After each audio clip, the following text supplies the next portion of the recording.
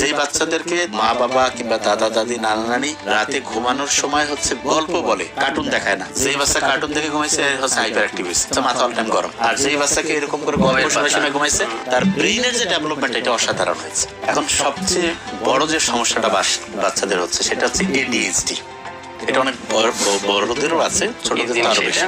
এটা হচ্ছে attention deficit hyper activity disorder. তার মানে বাচ্চাগুলো দেখবেন খুব মানে হাইপার, খুব তাড়াহুড়া করতে, যে কোনো একটা জিনিস চাইলে না দিলে একেবারে অন্য করা শুরু করতেছে। এবং এদের আপনি নমুনাটা দেখবেন, হঠাৎ করে একটা জিনিস চাইলো, যদি আপনি না দেন এমনও আছে সুইসাইডাল টেন্ডেন্সির দিকেও চলে যায় এবং খাবে না, মানে তার পছন্দের জিনিসটা না পাওয়া পর্যন্ত সে তার মতো করে মানে সবার সাথে বলা যেতে পারে একটা মানে কোঅপারেটিভ আর সে হচ্ছে না।